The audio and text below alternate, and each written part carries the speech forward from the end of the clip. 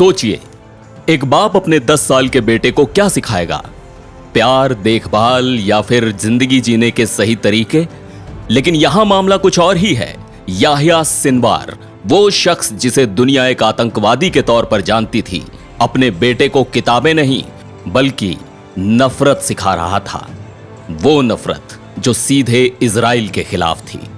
Israeli सेना को उसके घर से मिले खतों ने यह साबित कर दिया कि याह्या सिनवार ने अपने 10 साल के बेटे को मासूमियत से दूर कर दिया था।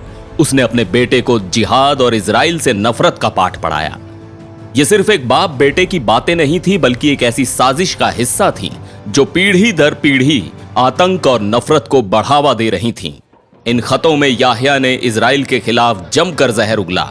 उसने अपने बेटे को बताया कि कैसे इजराइल उनके लिए सबसे बड़ा दुश्मन है और क्यों उसे जिहाद के रास्ते पर चलना चाहिए।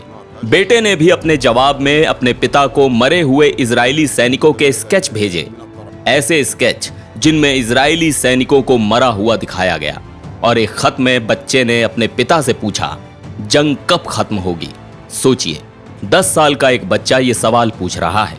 सिनवार ने अपने बेटे को सिर्फ नफरत नहीं सिखाई, बल्कि उसका मासूम दिमाग एक हथियार की तरह इस्तेमाल किया। और इसी नफरत ने 7 अक्टूबर 2023 को एक खौफनाक मंजर पैदा किया, जब 3000 से ज्यादा हमास के आतंकियों ने इजराइल पर हमला किया, जिसमें 1200 लोगों की हत्या हुई और 251 को गाजा में बंधक बना लिया गया। इस जंग में याह्या सिनवार का सबसे बड़ा हाथ था। उसी ने इस पूरे हमले की योजना बनाई थी।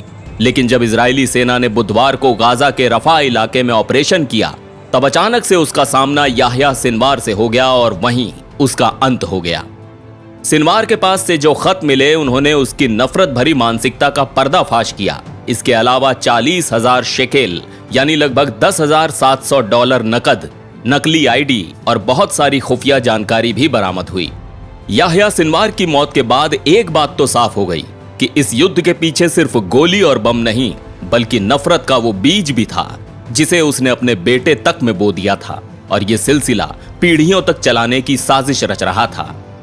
23 साल तक इजराइल की जेल में बंद रहने के बाद 2011 में जब सिनवार को गिलाद शलीट की रिहाई के बदले छोड़ा गया, तब उसने फिर से अपनी पुरानी राह पकड़ ली। उसके बाद उसने शादी की और 3 बच्चों का पिता बना।